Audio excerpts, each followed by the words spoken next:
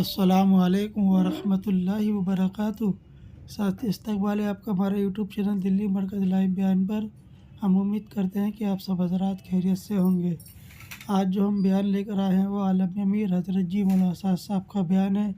تو آئیے ساتھیو ہم اور آپ مل کر سنتے ہیں اس بیان کو، حضرت جی کیا فرماتے ہیں اپنے اس بیان کے اندر۔ نہیں، آپ دیکھیں گے کہ سلمان فارسی رضی اللہ تعالیٰ عنہ فارس کے اور آپ کے مشیر خاص روایت میں ہے کہ جب آپ حضرت سلمان سے بات کرتے تھے تو کوئی تیسرا شریک نہیں ہوتا تھا۔ کون تیسرا کوئی شریک؟ سلمان فارسی ان سے بات کرتے تھے کوئی تیسرا شریک نہیں ہوتا تھا، حالانکہ اجنبی آدمی ہے، عرب نہیں ہے، جی ہاں ایران سے آئے۔ کہاں سے؟ جی ہاں ایران سے آئے، لیکن آپ کے کیا تھے؟ خاص مشیر۔ خندق کا کھدوانا اور خندق بنا کر مقابلہ کرنا، یہ رائے انہوں نے دی تھی، ان کی رائے پر خندق کھودی گئی۔ ان کے کہنے پر اسلام میں سب سے پہلے خندق کھود کر جو مقابلہ کیا گیا کفار سے، وہ صرف سلمان فارسی کی رائے پر۔ یہ سلمان فارسی۔ تو میں نے عرض کیا کہ حضور اکرم صلی اللہ علیہ وسلم نے امت بنائی، آپ نے امت بنائی، اس لیے آپ کی دعوت میں سب سے اہم چیز یہ ہے کہ آپ نے امت کو طبقات میں تقسیم نہیں کیا، امت کو طبقات میں تقسیم نہیں کیا۔ ہمارا طبقاتی جوڑ نہیں ہے، طبقاتی جوڑ نہیں ہے۔ کیوں؟ اس لیے کہ امت طبقات میں بٹی ہوئی ہے۔ ہم دعوت کے ذریعے امت کے درمیان کے طبقاتی فرق کو ختم کرنا چاہتے ہیں۔ اگر یہ کہیں کہ میں ان کے ساتھ نہیں نکلنا چاہتا، تو سنو توجہ سے بات، میرے نزدیک صرف نکلنا اہم نہیں ہے، میرے نزدیک صرف نکلنا اہم نہیں ہے، میرے نزدیک صرف نکلنا اہم نہیں ہے، بلکہ ہر مسلمان کے ساتھ نکلنے کا مزاج بنانا اہم ہے۔ ہماری بات سمجھے؟ ہر مسلمان کے ساتھ مل کر نکلنا اہم ہے، نکلنا اہم نہیں ہے۔ جماعت آئی فرانس سے اور سوڈان سے، فرانس سے اور مسکرات جماعت، دو جوڑے فرانس سے آئے اور دو جوڑے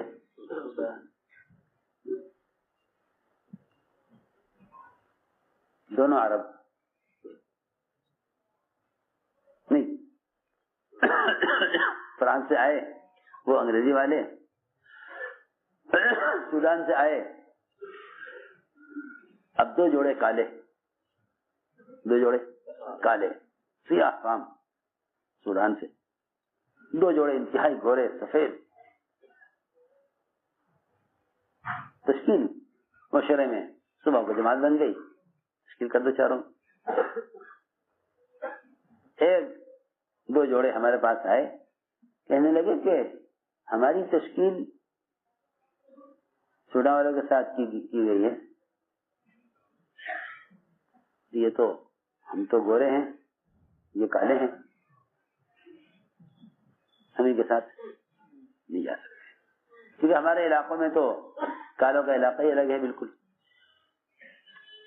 ان کے مسجدیں الگ، ان کے محلے الگ، ان کے بازار الگ، ہماری کالونیاں، ہماری آبادی، ہمارا علاقہ بالکل الگ ہے۔ سنو غور سے، ساتھی کہنے لگے کہ بھئی اگر یہ ایک ساتھ نہیں نکلنا چاہتے تو نہ نکلے، ہمیں تو دین سیکھنا ہے نا، ہمیں تو دین سیکھنا ہے۔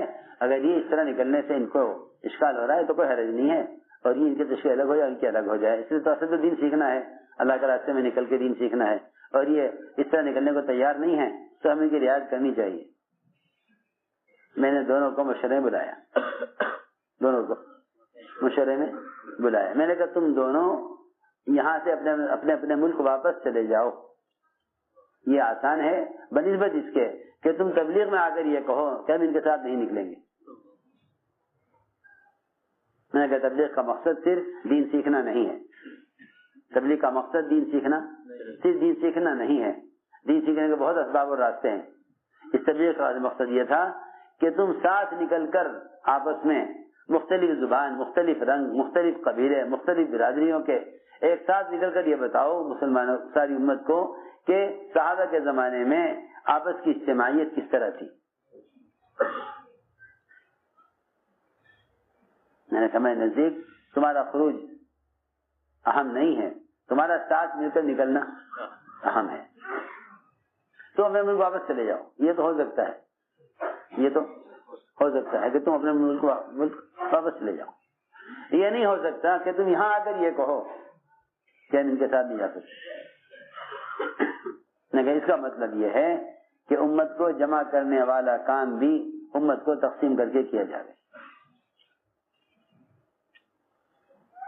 اس کا مطلب یہ ہوا کہ امت کو جمع کرنے کا کام امت کو تقسیم کر دینا چاہیے. نہیں ہوگا واپس چلے جاؤ. تو بات کی اتنا روئے دونوں بیٹھ کر اور ایسے گلے مل کر روئے ایک دوسرے سے.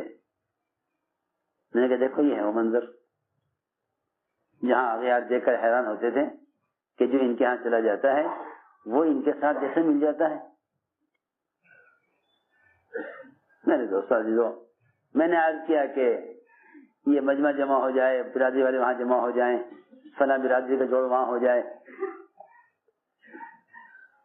یہاں خواص کو جوڑ لیا جائے، یہاں جی وہ فلاں برادری یہاں رہتی ہے ان کا ایک اجتماع ہو جائے، کان میں بات پڑ جائے گی. رؤسائے مشرکین نے اپنا جوڑ الگ چاہا تھا صحابہ سے. اللہ تعالیٰ کو یہ بات پسند نہیں آئی. اللہ کو یہ بات پسند نہیں آئی. جی ہاں، اللہ کو یہ بات پسند نہیں آئی کہ آپ رؤسائے مشرکین کو کی وجہ سے اپنے صحابہ کو ان سے الگ کر دیں. اس لیے کہ تربیت ہی اختلاط میں ہے، تربیت ہی آپس میں ملنے میں ہے، تربیت ہی آپس میں ملنے میں ہے. میں عام سے عام مسلمان کے ساتھ رہنا آ جاوے، بس یہ تمہاری اجتماعیت ہے. یہ اجتماعیت ہے کہ عام سے عام مسلمان کے ساتھ رہنا آ جاوے. اس لیے فرمایا کہ تم کسی مسلمان کو حقیر مت سمجھو کہ بھئی یہ ان کے گریڈ، ان کے معیار کے، ان کی سزا کے نہیں ہیں، لہذا ان کو الگ کر دو، انہیں الگ کر دو. دیکھیے تو صحیح، بادشاہ شہزادے شاہی ماحول سے آئے وائل بن حجر، آپ نے حوالے کر حضرت معاویہ کے. معاویہ بالکل فقیر، جی ہاں، پہننے کو چپل بھی ان کے پاس نہیں، اتنے فقیر. حالانکہ ہمارے یہاں فقیر سے فقیر آدمی کے پیروں میں جوتے ضرور ہوتے ہیں. ہاں، پیر میں چپل، کتنا جو کوئی فقیر ہو لیکن پیر میں چپل ضرور ہوں گے. معاویہ اتنے فقیر تھے ان کے پاس پہننے کے لیے چپل نہیں تھے. اس سے ان کی محتاجی کا اندازہ کیا جا سکتا ہے، اس سے ان کے فقر کا اندازہ کیا جا سکتا ہے. حوالے کیا گیا ان کے شہزادے کو، کھلانا پلانا دین سکھلانا تمہارے ذمہ ہے. جی یہ دکھانے کے لیے کہ ہم کسی مسلمان کو اس کے فقر کی وجہ سے بھی حقیر نہیں سمجھتے. اس لیے حضور اکرم صلی اللہ علیہ وسلم نے اجنبی لوگوں کو اپنے صحابہ کے درمیان اونچا مقام دیا ہے. اجنبیوں کو اونچا مقام دیا ہے. میں عرض کر رہا تھا کہ بلال کو مؤذن بنایا، حالانکہ نہ عرب ہیں، نہ آپ کے زبان کے ہیں، نہ آپ کے رنگ کے ہیں، لیکن بتانے کے لیے کہ اس کام میں اجتماعیت یہ ہے کہ اس امت کے درمیان سے طبقاتی فرق ختم ہو. اس امت کے درمیان سے طبقاتی فرق ختم ہو، یہ اصل مقصد ہے. اسی لیے فرمایا کہ اقسم اللہ کے راستے میں نکلا کرو اپنی قوم کے علاوہ کے ساتھ، نئے نئے ساتھیوں کو تیار کرو، نئے سے نئے مسلمان کے ساتھ نکلو، نئے سے نئے مسلمان کے ساتھ نکلو، اس سے اخلاق اچھے ہو جائیں گے، اس سے اخلاق یہ فرمایا کسی مسلمان کو حقیر مت سمجھو، کسی مسلمان کو حقیر مت سمجھو، فرمایا کسی مسلمان کو حقیر مت سمجھو۔ dailymarkers.com ایک صاحب جو اللہ کے راستے میں نکلے ہوئے تھے، وہاں ان کا ہاتھ کٹ گیا پہنچے سے،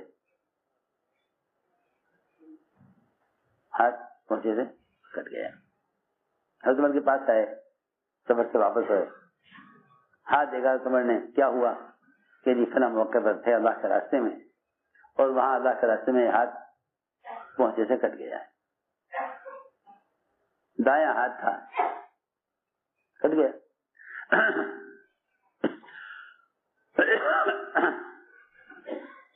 یہ بیٹھے ہوئے تھے حضرت عمر کے پاس اپنا ہاتھ لیے ہوئے، ادھر میں دسترخوان لگا کھانے کا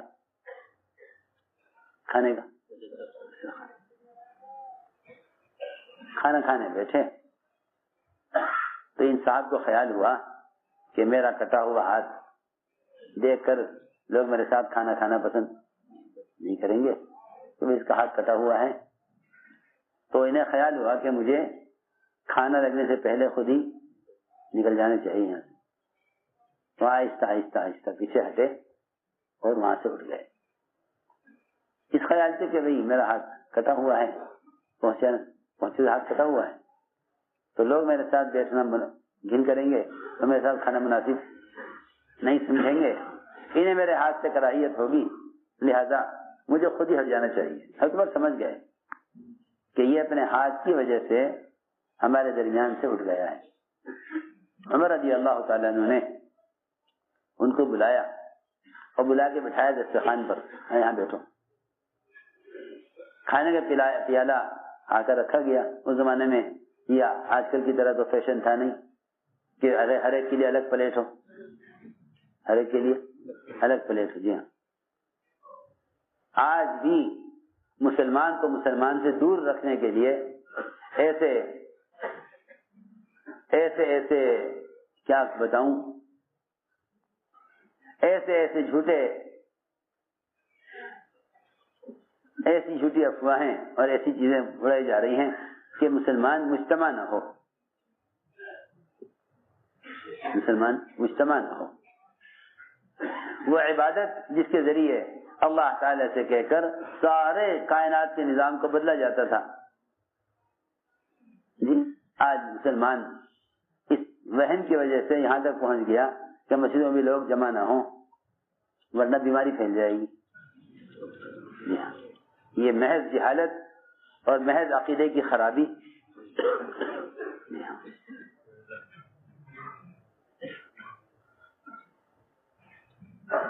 عمر رضی اللہ عنہ نے فرمایا ان صاحب سے کہ جب تک تم اپنا کٹا ہوا ہاتھ اس پیالے کے اندر نہیں گھما دو گے کوئی کھانا نہیں کھائے گا۔ سب سے جسے بیٹھے تھے خان پر سب سے کٹا ہوا ہاتھ جب تک تم پیالے میں نہیں گھما دو گے اس وقت تک ہم میں سے کوئی کھانا نہیں کھائے گا۔ تمہارے نے قسم کھا لی، بیٹھے ہوئے سب دسترخوان پر، کھانے کا پیالہ لا کر رکھا گیا۔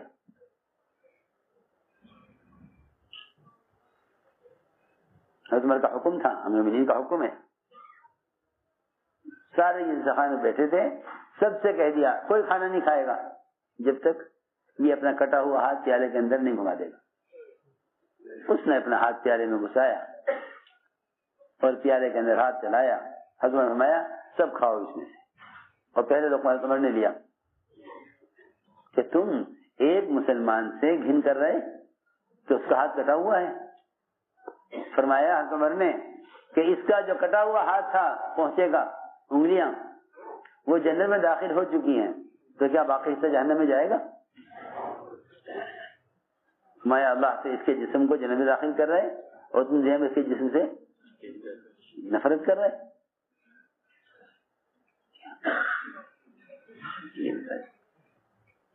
مسلمان کو مسلمان کا قرب سکھلایا تھا، مسلمان کو مسلمان کے ساتھ رہنے کا کے طریقے بتلائے تھے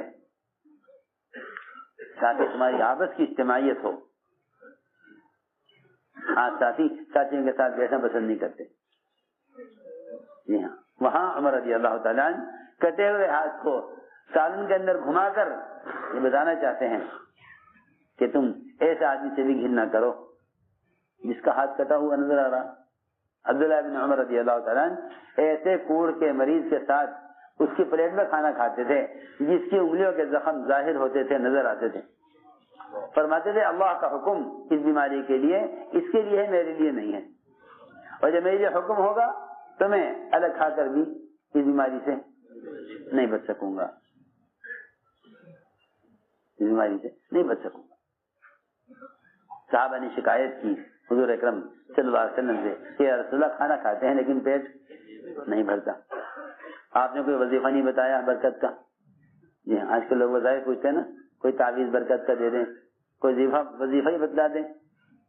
گھر میں کھانا گھر والوں کے لیے کافی نہیں ہوتا، تو آپ نے کوئی وظیفہ نہیں بتلایا، کوئی دعا بھی نہیں بتلائی. صحابی نے شکایت کی کہ ہم کھانا کھاتے ہیں لیکن پیٹ نہیں بھرتا. فرمایا الگ الگ کھاتے ہو گے؟ کیا فرمایا؟ لعلکم تفترقون، الگ الگ پلیٹوں میں لے کر کھاتے ہو گے. جی ہاں، یہی مطلب ہے، یہی مطلب ہے، کیونکہ جس برتن میں جتنے ہاتھ پڑیں گے اس میں کھانا جتنا زیادہ ہوگا. برکت اجتماعیت کے ساتھ ہے. سوچو تو صحیح، اگر صرف کھانا کھانے کی ضرورت میں مسلمان کے ساتھ نہیں ہے تو کھانے میں برکت نہیں ہو سکتی. تو اگر دعوت اللہ میں مسلمان کے ساتھ نہیں تو پھر مدد کیسے آ جائے گی؟ سوچو تو صحیح، صرف کھانا کھانے کی ضرورت، ایک پیٹ بھرنا ہے کھانا بشری. اگر تمہارے درمیان اجتماعیت ایک حاجت کے پورا کرنے میں نہیں، جسے کھانا کھانا کہتے ہیں، تو اس میں برکت نہیں ہو سکتی. تو دعوت اللہ جو اللہ تعالیٰ کی مدد کا اصل سبب ہے، اگر اس میں آپس میں اجتماعیت نہیں تو اللہ کی مدد کیسے آ جائے گی؟ جی ہاں، تو اسے میں نے عرض کیا کہ حضور اکرم صلی اللہ علیہ وسلم نے یہ مزاج بنایا تھا کہ مسلمان کے ساتھ مجتمع ہو کر رہے.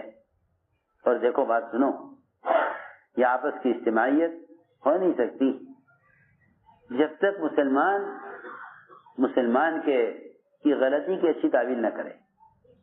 حضرت کا بیان ہے، فرماتے تھے آپس میں مسلمانوں کا اجتماع ممکن نہیں ہے جب تک مسلمان کے گناہ کی تعویل نہ کی جائے.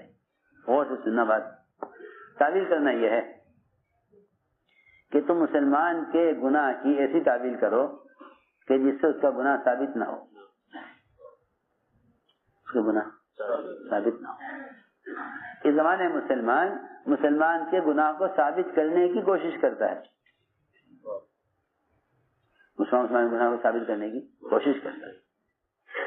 یہ کوشش کرو کہ مسلمان کا گناہ ثابت ہو جائے.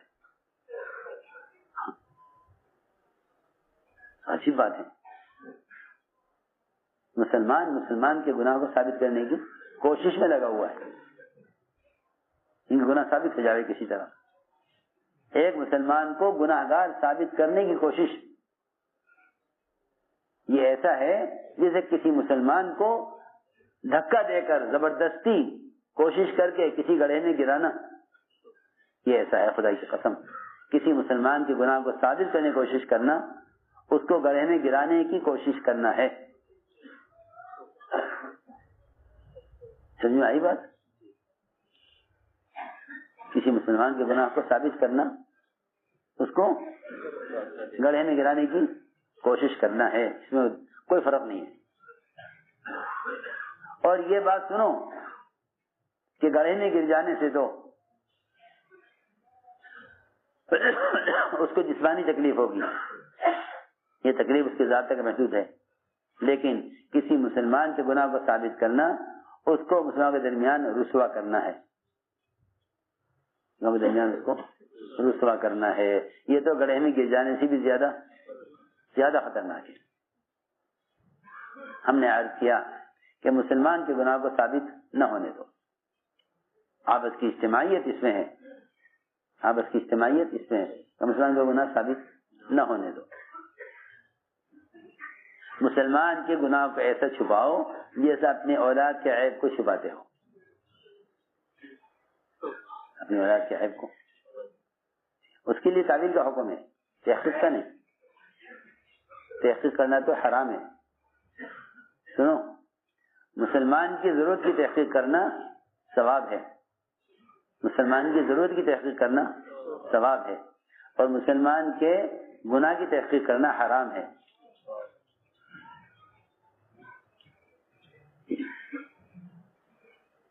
مسلمان گناہ کی تحقیق کرنا حرام ہے. سنو غور سے، کسی نے خبر دی یہ فلاں صاحب نے یوں کیا ہے، فلاں صاحب نے یوں کیا ہے. آپ کہنے لگے اچھا ٹھیک ہے میں تحقیق کروں گا فلاں صاحب سے. ارے اس کا مطلب یہ ہے کہ آپ اس کوشش میں ہیں کہ گناہ ثابت ہو جائے. مسلمان کے عیب کی تحقیق مت کرو، مسلمان کے عیب کی تحقیق مت کرو، مسلمان کے عیب کی تحقیق مت کرو، بلکہ یہ کہو کہ نہیں مسلمان ایسا نہیں کر سکتا، مسلمان ایسا نہیں کر سکتا. آپ کو کتنا بھی یقینی طور پر کوئی بتائے کہ فلاں نے ایسا کیا ہے، آپ کہیں کہ نہیں مسلمان ایسا نہیں کر سکتا. یہ اس کے بغیر آپس کی اجتماعیت ممکن نہیں ہے. ہمیں غور کرنا چاہیے نا کہ جب خلفائے راشدین کے پاس کسی مسلمان کے بارے میں کوئی خبر آتی تھی تو وہ اس کے لیے اس کے گناہ کو ثابت نہ ہونے کے لیے کیا کیا کرتے تھے. خود حضور اکرم صلی اللہ علیہ وسلم سے 2 موقع ہیں جس میں زنا کرنے والے نے آ کر خود آپ کو خبر کی. معاذ مالک اسلمی نے 4 مرتبہ کہا یا رسول اللہ میں نے زنا کر لیا، میں نے زنا کر لیا، میں نے زنا کر لیا، میں نے زنا کر لیا. ہر مرتبہ آپ نے ان سے رخ پھیر لیا، ایسے ہو گئے جیسے سنا ہی نہ ہو. ایک نے آ کر کہا میں نے زنا کر لیا. فرمایا تم نہیں جانتے زنا کسے کہتے ہیں؟ کہا جی نہیں میں جانتا ہوں میں نے زنا کیا ہے. فرمایا نہیں تم نے پیار کیا ہوگا، تم زنا سمجھ رہے ہوگے، تم نے عورت کو اشارہ کیا ہوگا ایسے زنا سمجھ، تم نے ہاتھ سے ہاتھ لگایا ہوگا اس کو زنا نہیں. جی میں نے زنا کیا ہے. اور آپ کوشش میں ہیں کہ زنا ثابت نہ ہو. یہ تھی بات. تو مسلمان کا گناہ ثابت کرنے کی کوشش کرتے ہو. حضور اکرم صلی اللہ علیہ وسلم اعتراف کرنے والے کا بھی گناہ ثابت نہیں ہونے دیتے تھے کہ نہیں. جی ہاں، یہاں تو خبر کرنے والے کی بات کا یقین کر لیں اور وہاں اعتراف کرنے والے کی بات کا بھی آپ نے یقین نہیں کیا. جی ہاں، سوچو کتنا بڑا فرق ہے. آپ اعتراف کرنے والے کی بات کا انکار کر رہے ہیں اور یہاں لوگ جھوٹی خبر دینے والے کی بات کا یقین کر رہے ہیں.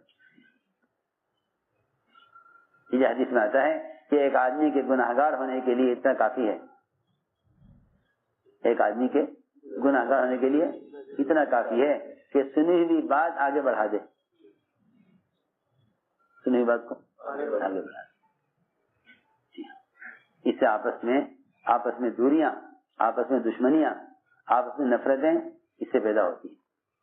کیونکہ جب دیکھتے ہیں نا منافقین خاص طور پر اور کفار کہ ان میں آپس میں اجتماعیت ہے اور یہ ایک رخ پر سب جمع ہیں، تو وہ ان کو اپنے بڑوں سے کاٹنے کے لیے ان کے بڑوں کے درمیان دوریاں پیدا کرنے کے لیے مستقل کام کرتے ہیں، مستقل کام کرتے ہیں. سنو توجہ سے بات، جاگ کر ہوشیاری سے چلو، ہوشیاری سے.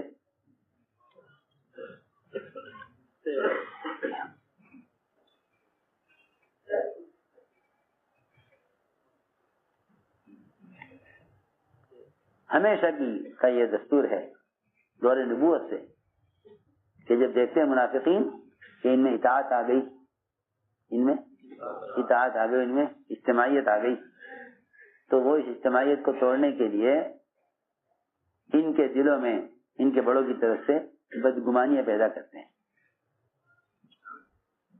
اس بدگمانی کے لیے جھوٹی خبریں لاتے ہیں.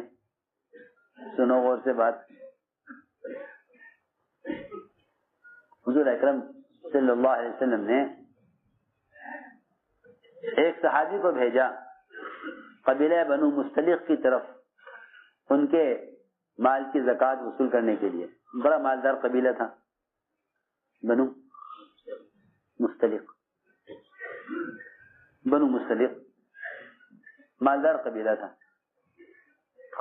ان سے زکوٰۃ وصول کرنے کے لیے آپ نے صحابی کو بھیجا. اکیلے صحابی، ایک آدمی.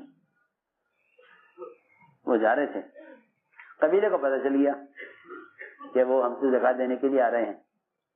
انہوں نے عمدہ مال زکوٰۃ کا چھانٹ کر الگ کر دیا کہ ہم اس میں اچھا مال زکوٰۃ میں دیں گے.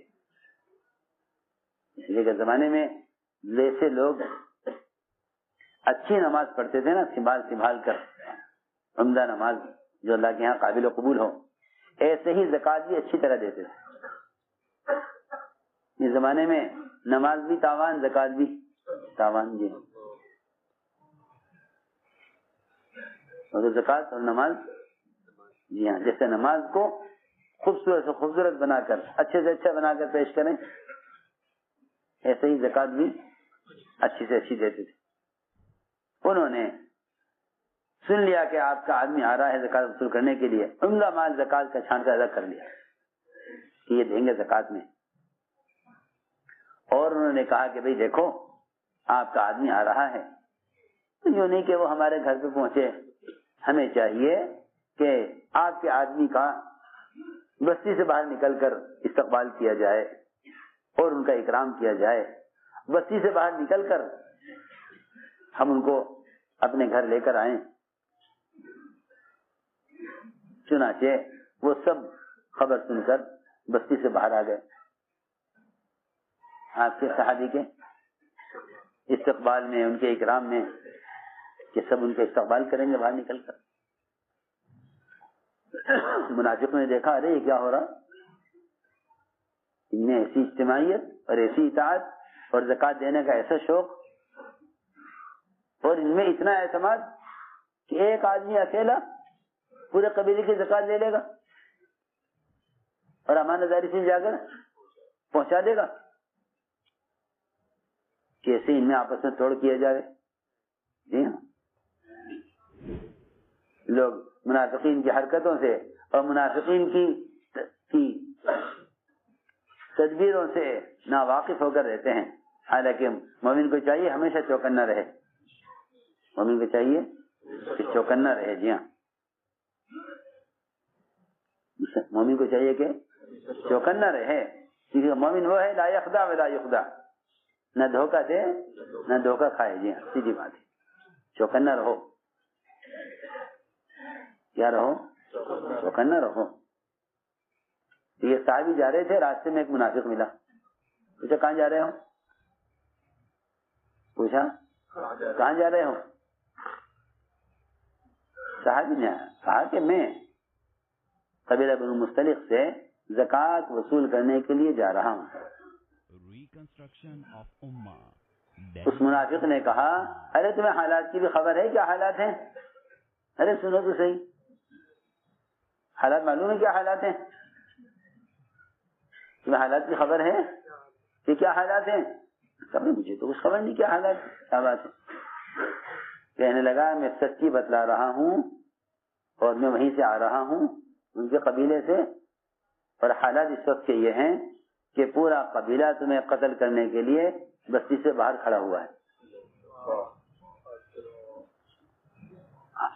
سونی، اور پورا قبیلہ زکوٰۃ دینے سے انکار کر رہا ہے کہ ہم زکوٰۃ بھی نہیں دیں گے، اور یہ جو آ رہا ہے زکوٰۃ دینے اس کو ہم قتل کر دیں گے تاکہ آئندہ کوئی زکوٰۃ دینے نہ آئے. دیکھیے ادھر تو استقبال ہو رہا، وہ لوگ تو اکرام میں محبت میں باہر کھڑے ہیں. جی ہاں، اور یہاں منافق نے یہ خبر کان میں ڈال دی کہ بڑے بھولے معلوم ہوتے ہو، تمہیں حالات کی خبر نہیں ہے. جی ہاں، وہاں تو یہ ہو رہا ہے کہ تمہارے قتل کی کوشش ہو رہی ہے اور زکوٰۃ سے وہ لوگ انکار کر رہے ہیں. یہ خبر منافق نے اڑا دی. یہ صحابی آدھے راستے سے واپس ہو گئے.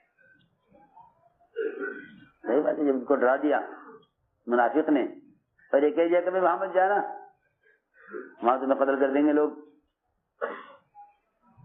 تو گئے واپس، جا کے سارا واقعہ جو سنی تھی خبر وہ آپ کو پہنچا دی. یا رسول اللہ، آپ نے مجھے بھیجا تھا زکوٰۃ وصول کرنے کے لیے، مگر وہ قبیلہ میرے قتل کے لیے باہر نکل آیا اور زکوٰۃ دینے سے انکار کر رہا. آپ نے مشورہ کیا کہ بھائی آؤ مشورہ کریں کیا کرنا ہے، کیا کریں، مشورہ کرو کیا کرنا ہے. مشورے میں یہ طے ہوا کہ رات کا انتظار کیا جائے اور رات کو ایک صحابہ کی ایک جماعت بھیجی جائے جو پورے قبیلے کو قتل کر دیں. حملہ کرنا رات کو اچانک، وہ پورے قبیلے کو قتل کر دیں. کیوں؟ ایک تو اس لیے قتل کر دیں کہ وہ زکوٰۃ سے انکار کر رہے ہیں، زکوٰۃ نہیں دیں گے، اور دوسرے ہمارے آدمی کو قتل کرنا چاہتے تھے، لہذا سب کو قتل کر دیا جائے. اس پر آپس میں اتفاق ہو گیا، یہ فیصلہ ہو گیا. قدم اٹھاؤ ان کے خلاف. ایک خبر پر سنو، وہ تو وحی کا سلسلہ جاری تھا، آسمان سے وحی آ گئی کہ یہ منافق نے خبر اڑائی ہے اور یہ خبر جھوٹی ہے. جی ہاں، آپ کو چاہیے کہ آپ کے پاس کوئی خبر آئے، منافق خبر لائے تو آپ تحقیق کریں. منافق خبر لائے تو آپ تحقیق کریں گے. قرآن کی آیتیں نازل ہوئیں اسی قصے پر. یا ایھا الذین آمنوا ان جاءکم فاسق بنبأ فتبینوا، کہ جب تمہارے پاس کوئی فاسق خبر لائے تمہیں چاہیے کہ اس کی تحقیق کر لینا. ایسا نہ ہو کہ تم کسی منافق کی خبر پر، کسی منافق کی لائی ہوئی خبر پر کوئی قدم اٹھا لو تو تمہارے لیے سوائے حسرت کے اور ملامت کے اور کچھ بھی نہ ہو. تو میں نے عرض کیا کہ مسلمان کے فعل کی تعویل کرو، تحقیق نہیں. ہاں، منافق کی خبر کی تحقیق کرو، منافق خبر لاوے تو تحقیق کرو تاکہ منافق کا جھوٹ کھل جاوے. اور مومن کسی مومن کے بارے میں کوئی بات کہے کہ نہیں، کون نہیں، مومن ایسا نہیں کر سکتا، مومن ایسا نہیں کر سکتا، مومن ایسا نہیں کر سکتا. مسلمان کے فعل کی تعبیر کرو. حضرت علی رضی اللہ تعالیٰ کے یہاں چور لایا گیا. کیا کیا بھائی؟ کہ جی میں نے چوری کی ہے. کیا چرایا؟ کہ جی میں نے اونٹ چرایا. حضرت نے فرمایا نہیں، تم غلط کہہ رہے ہو، تم نے چرایا نہیں ہے، تم نے چرایا نہیں ہے. وہ تو سارے اونٹ کیونکہ ایک ہی شکل کے ہوتے ہیں، تم اپنا سمجھ کے کھول رہے تھے، دوسرے کا نکلا، جس کا تھا اس نے تمہیں چور بنا دیا. دیکھو کیسی اچھی تعویل ہے. اسے کہتے ہیں تعویل کرنا، اسے کہتے ہیں تعویل. مسلمان کے فعل کی تعویل. ایسی بات کہو جس سے مسلمان کا جرم ثابت نہ ہو. کسی اچھی بات کہی، سارے اونٹ ایک شکل کے ہوتے ہیں، تم اونٹ کھول رہے ہوں گے اپنا سمجھ کر، وہ نکلا کسی اور کا. اس نے کہا جی میرا اونٹ چرا رہے. اس نے کہا نہیں جی میں نے تو دوسرے کا سمجھ کے کھولا تھا. ہاں تو بھی ایسے تھے. سب بات کہہ دی. میں جلاد کو بلاؤ. جلاد آ گیا. تیل گرم کرو. تیل گرم ہو گیا باہر کا خون روکنے کے لیے. جب سارا انتظام ہو گیا حضرت علی اٹھ کر چلے گئے. فرمایا میرے آنے سے کچھ مت کرنا. چلے گئے اور بہت دیر کے بعد آئے. آ کر پوچھا چور سے بھائی کیسے آنا ہوا؟ آپ نے چوری کیا؟ اس نے کہا نہیں جی میں نے چوری نہیں، چوری میں نے نہیں کی. میں جاؤ چھٹی تمہاری. جلاد سے کہا جاؤ چھٹی کرو. لوگوں نے کہا کیا کیا آپ نے؟ یہ آپ نے کیا کیا؟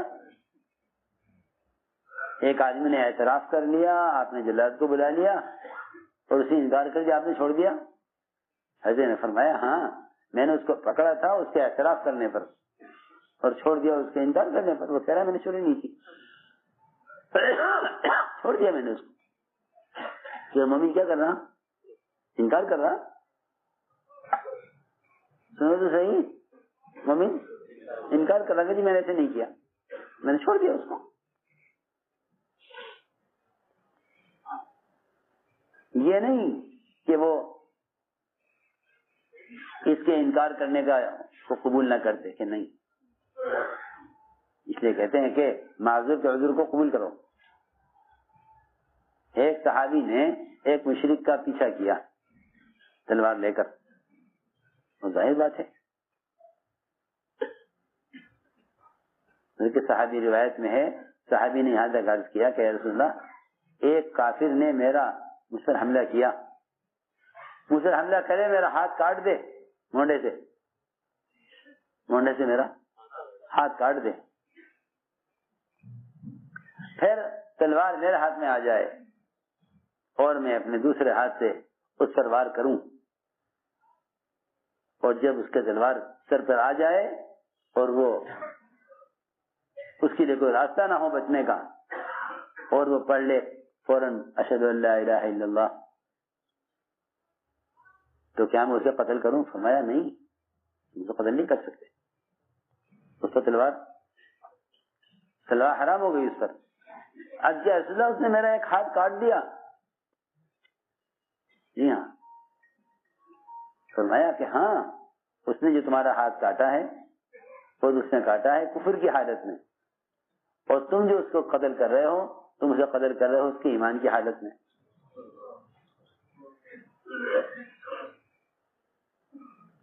تم اسے قتل کر رہے ہو اس کی ایمان کی حالت میں، اور تم نے اور اس نے تمہارا ہاتھ کاٹا ہے اور بھی کفر کی حالت میں.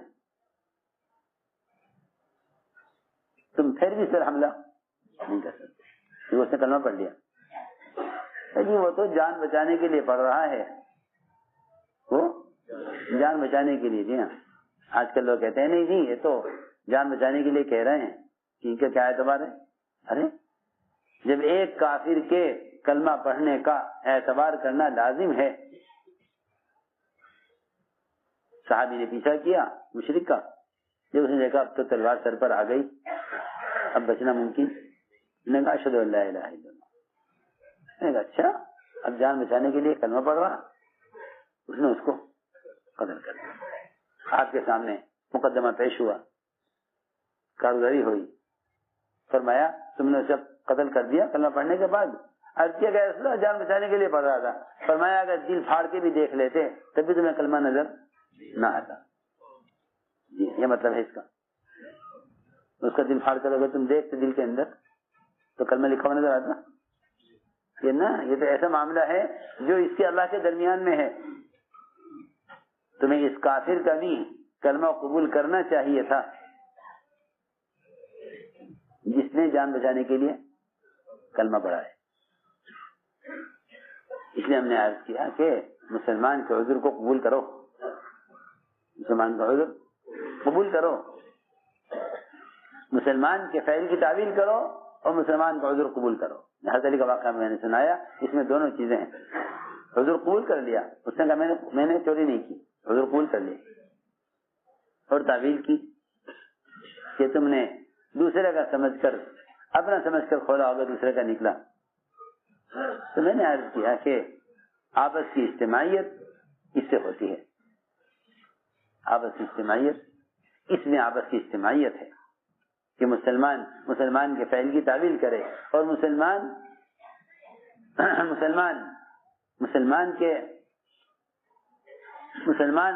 کے فعل کی تعویل کرے اور مسلمان کے عذر کو قبول کرے.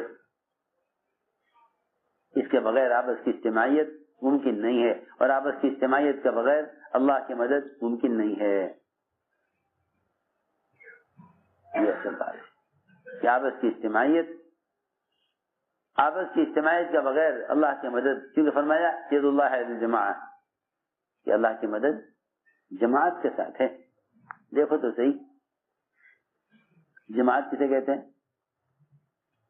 اگر 1,00,000 آدمی نماز پڑھیں بغیر امام کے، رکوع بھی کریں، سجدہ بھی ساتھ کریں، قوم بھی، قیام بھی، رکوع بھی، سب کچھ ساتھ کریں، ایک ساتھ سلام پھیریں سب، تب بھی 1,00,000 آدمی افراد ہیں، جماعت نہیں ہے، جماعت۔ اور اگر ایک امام ایک مقتدی ہے، صرف دو، صرف ایک امام ایک مقتدی، جی ہاں، تھوڑے سے فاصلے سے آگے پیچھے کھڑے ہوئے ہیں، جی ہاں، اور کوئی تیسرا آ جائے تو وہ یہ کہے گا دیکھو بھائی جماعت ہو رہی ہے، اسی میں شریک ہو جاؤ، یہ حکم بھی ہے، یہی حکم ہے، الگ جماعت نہیں کر سکتے، الگ جماعت نہیں کر سکتے، جو جماعت ہو رہی ہے شریک ہو جاؤ۔ تو اس میں حکم یہ ہے کہ اگر تیسرا آدمی آ جائے تو اس ایک مقتدی کو پکڑ کر پیچھے کر دے کہ بھئی آ جاؤ، ہم بھی تمہارے ساتھ شریک ہونا چاہتے ہیں نماز میں، کیوں بھئی یہی حکم ہے نا، جی ہاں، یہ نہیں چھوڑو الگ جماعت کر لو، الگ جماعت نہیں، اجتماعیت یہ ہے کہ مسجد میں جو نماز ہو رہی ہے اس میں آپ شریک ہوں، اس لیے اصولی بات ہے، یہ اصولی بات ہے کہ امت کی اجتماعیت کے لیے جماعت کی نماز ہے، امت کی اجتماعیت کے لیے، ہاں بہت اہم بات ہے۔ آپ مسجد میں 2 نمازیں نہیں کر سکتے کسی بھی قیمت پر نہیں، مسجد میں 2 نمازیں نہیں کر سکتے، مسجد کی نماز ایک نماز ہوگی بس، سب اپنے سارے کام چھوڑ کر اس جماعت کی نماز میں آ کر شرکت کریں۔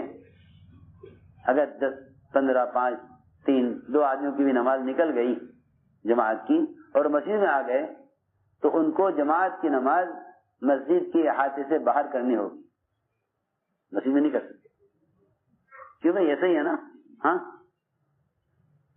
یہ اجتماعیت ایک ہے، مسجد کی نماز ایک، جی ہاں بالکل پکی بات۔ آپ کو جماعت سے نماز پڑھنی ہے تو آپ جو مسجد کا اندر کا حصہ ہے اس سے باہر پڑھیں، صحن میں پڑھیں، باہر پڑھیں، کیوں؟ یہ جماعت کی نماز ہو گئی اور وہ ایک ہی ہے، وہ کیا ہے؟ ایک ہے، جی ہاں۔ اس لیے ہم نے عرض کیا ہے کہ اللہ کی غیبی مددیں اجتماعیت کے ساتھ ہیں، غیبی مددیں اجتماعیت کے ساتھ ہیں، اور اس اجتماعیت کے باقی رکھنے اور اس اجتماعیت کو ظاہر کرنے کے لیے سب سے بنیادی عمل مشورہ ہے۔ اس لیے آپ دیکھیں گے کہ قرآن میں اللہ نے مشورے کو، نماز کو ساتھ بیان کیا، مشورے کو، نماز کو ساتھ، نماز اور مشورہ انہیں دونوں کو ساتھ جمع کیا ہے قرآن میں۔ یہاں روزے کا، زکوٰۃ کا، حج کا، جہاد کا کوئی ذکر نہیں، صرف 2 چیزیں، نماز اور مشورہ۔ قرآن کی ایسی آیت ہے جس میں دو چیزوں کو جمع کیا گیا ہے، نماز اور مشورہ، کہ امت کے 2 اجتماعی کام اصل ہیں، امت کے 2 اجتماعی کام، زکوٰۃ تو بہت ایک بات مال ہو، حج وہ کرے گا جس کے پاس مال استطاعت ہو، آپ جانتے ہیں، لیکن نماز سب کے ذمہ ہے، نماز سب پر فرض ہے، ننگا ہو، بھوکا ہو، بیمار ہو، نماز سب پر فرض ہے۔ تو قرآن میں نماز سے جوڑا گیا مشورے کے ساتھ، نماز اور مشورہ ایک ساتھ، بتانے کے لیے کہ سارا مشورہ نماز کی صفت پر ہے، مشورہ نماز کی صفت پر ہے۔ فرمایا الذین استجابوا لربہم واقاموا الصلاۃ وامرهم شورى بینہم، کہ ایمان والے وہ ہیں، ایمان والے وہ ہیں جو 2 کام اجتماعی کرتے ہیں، ایک نماز، دوسرا مشورہ، 2 کام اجتماعی، نماز اور دو کام اجتماعی ہیں، نماز اور مشورہ. اس لیے آپ دیکھیں گے کہ صحابہ کے زمانے میں بڑی بڑی غیبی مددیں مشورے پر آئی ہیں. بڑی بڑی غیبی مددیں مشورے پر آئی. بڑی بڑی غیبی مددیں مشورے پر. مجھے صرف یاد کرنا تھا کہ دو چیزیں ہیں غیبی نصرتوں کے، ایک انفرادی دعوت اور ایک آپس کی اجتماعیت. آپس کی اجتماعیت کے لیے مشورہ ہے، اجتماعیت کے لیے. اور سارا مشورہ نماز کی صفت پر ہے کہ ایک تمہارا امام ہے، ایک تمہارا فیصل ہے، ایک تمہارا رائے دینی ہے تو ایسے رائے دو جیسے بھولنے والے امام کو لقمہ دیا جاتا ہے. رائے دینی ہے تو ایسے رائے دو جیسے نماز امام کو. کہ بھائی آپ نے دیکھا ہے کہیں کہ امام کو لقمہ دینے والا نماز میں جھگڑ رہا ہو امام سے؟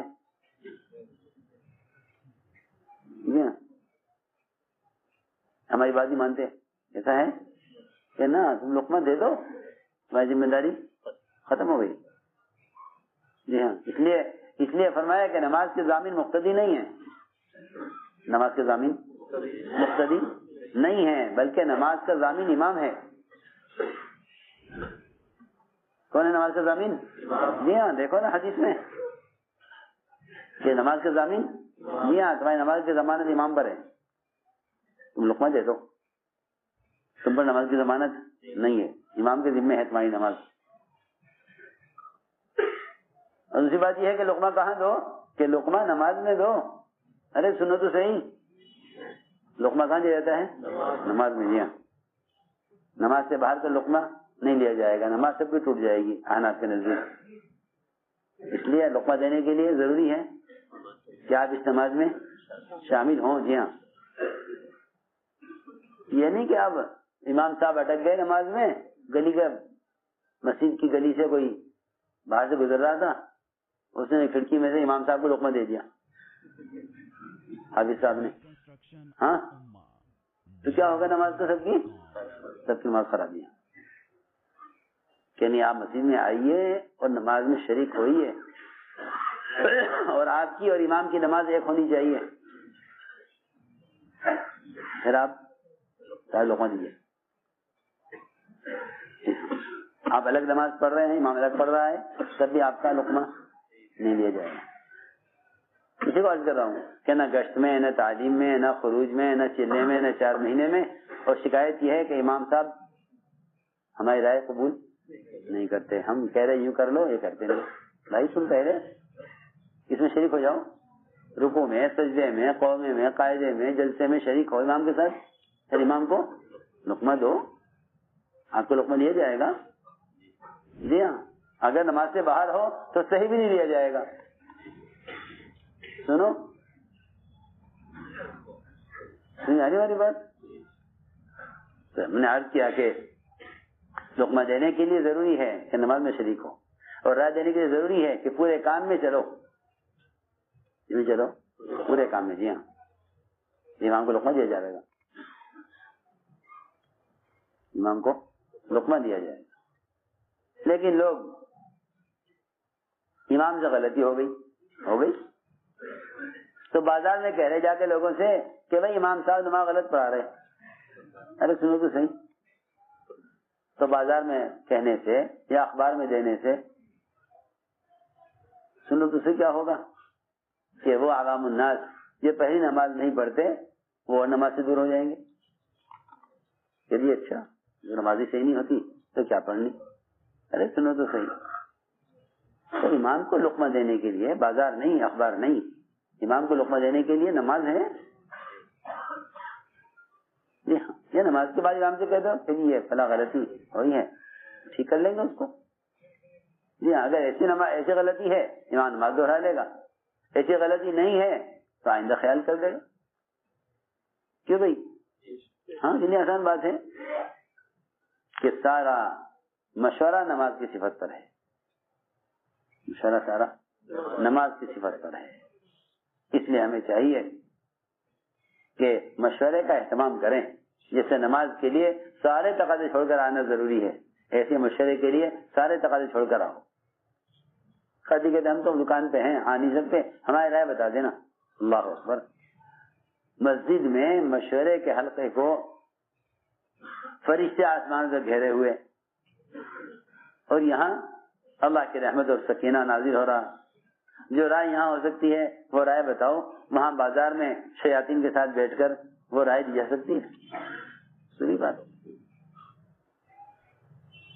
ذمہ دار ساتھی ہے، کاروبار بھی ہے، ہونا چاہیے. تو کہاں سے رائے دے رہے؟ دکان پر سے کہ یہاں مشورہ چل رہا ہے، آپ تو آج آئے نہیں مشورے میں، آپ کی رائے کیا ہے؟ کہ ہاں بھائی میری رائے تو یہ ہے. سوچو، آپ راہ چلتے کسی ڈاکٹر سے کہیں کہ میری نبض دیکھ لو، بھائی میرے کلینک میں آؤ. یہ کوئی طریقہ ہے کہ آپ سڑک پہ چلتے ہوئے مجھے نبض دکھلا رہے؟ بولو. راہ چلتے کسی وکیل سے کہا جی میرا مقدمہ سن لو، بس میرا آفس میں آئیے، وہاں بیٹھ کے بات ہوگی. کیوں بھائی؟ اور رائے دینے کے لیے، جی ہاں رائے دینے کے لیے موبائل، جی ہاں فون کرو فلاں صاحب کو، ان کی رائے لے لو. یہ طریقہ رائے دینے کا ہے. جی ہاں، جو عمل کے میدان میں نہیں ہیں ان کی رائے کبھی کام کو آگے نہیں بڑھنے دے گی، کیونکہ میدان میں، عمل کے میدان میں نہیں ہے.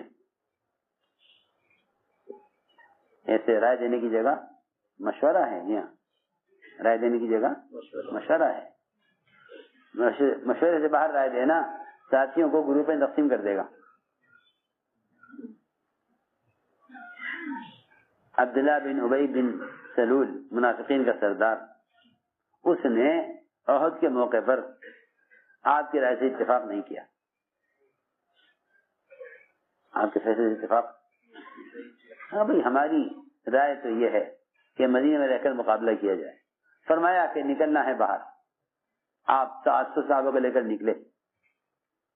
منافقین کے سردار نے کہا کہ ہماری رائے تو باہر نکلنے کی نہیں، مدینے میں رہ کر مقابلہ کرنے کی.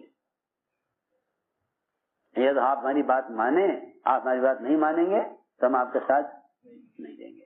سنو، ہاں اس نے کہا کہ رائے پر اصرار نہیں کرنا چاہیے، اپنی رائے پر اصرار نہیں کرنا چاہیے. ہمیشہ یاد رکھو، رائے پر اصرار کرنا یہ تفریق پیدا کرتا ہے کہ ہماری رائے یہ ہے، بس ہم اپنی رائے پر ہیں، اپنی رائے پر رہیں. اگر رائے الگ الگ ہو گئی، ہر ایک اپنی رائے پر عمل کیا تو امت کی اجتماعیت باقی نہیں رہے. انہوں نے کہا کہ جی میں تو، ہماری رائے آپ نے مانی نہیں ہے، لہٰذا ہم تو مدینے میں رہ کر مقابلہ کریں گے. 300 آدمی ٹھہر گئے مدینے میں اس کے ساتھ، اور 700 صحابہ آپ کے ساتھ نکلے. کہاں؟ احد کے میدان. اللہ نے 700 صحابہ کو 3000 کفار پر غالب کر دیا. یہ نہیں کہ تعداد کم ہونے کی وجہ سے نقصان ہوتا، ایسا نہیں ہوگا. بلکہ اجتماعیت میں اگر تھوڑے بھی اجتماعیت پر ہیں تو اللہ ان کو زیادہ پر غالب کر دیں گے. تو میں نے عرض کیا کہ رائے پر اصرار نہیں ہونا چاہیے. رائے دے دو اور رائے دے کر فارغ ہو جاؤ، کیونکہ جو رائے دے دیتا ہے وہ اللہ کے یہاں بری ہو جاتا ہے. اللہ کے یہاں بری ہو جاتا ہے. جی رائے دے دی، ہم بری ہو گئے. اللہ قیامت میں سے نہیں کہیں گے تمہیں رائے کیوں نہیں دی، ہم نے رائے دے دی، تم رائے دے کر بری ہو گئے. اس لیے فرمایا کہ مشورے کا یہ ادب ہے، مشورے کا یہ ادب ہے کہ آدمی اپنی رائے پیش کرے، ہماری رائے یہ ہے. تو میں نے عرض کیا دوستو، ساری بات کا خلاصہ ہے یہ کہ اللہ تعالیٰ کی مدد اور نصرت سے کام ہوگا. یہ نصرت 2 کاموں کے ساتھ ہے، ایک انفرادی دعوت، دوسرا آپس کی اجتماعیت. یہ 2 چیزیں ہیں جنہیں لے کر پھرنا ہے، اور اس میں کوئی شک نہیں کہ اللہ تعالیٰ کی نصرت دعوت کے ساتھ ہے. کہ اللہ نے فرمایا قرآن میں ان تنصروا اللہ ینصرکم، اگر تم اس کے دین کا مددگار ہو وہ تمہاری مدد کرنے والا ہے اور تمہارے قدموں کو دین پر جمانے والا ہے. اس لیے کام کی جس سطح پر آ گئے ہیں ہمیں یہاں سے آگے بڑھنا چاہیے، یہاں سے آگے بڑھنا چاہیے. کام کی جس سطح پر ہے یہاں سے آگے بڑھنا چاہیے. اس لیے کہ کام تو اصل وہاں تھا جہاں حضور اکرم صلی اللہ علیہ وسلم صحابہ کو چھوڑ کر گئے تھے. وہاں پہنچنا، امت کو وہاں پہنچانا. یہ تو ساتھی یہ تھا بیان عالمی امیر حضرت جی مولانا سعد صاحب کا. اس بیان کے متعلق آپ کی جو بھی رائے ہو آپ اپنی رائے ہمارے ساتھ ضرور شیئر کریں. تو پھر ملیں گے اسی طرح اور کوئی نئے بیان اور کوئی نئی اپڈیٹ لے کر. جب تک آپ حضرات اپنی دعاؤں میں ہمیں یاد رکھنا. اب آپ لوگ ہمیں دیں اجازت. السلام علیکم ورحمۃ اللہ وبرکاتہ.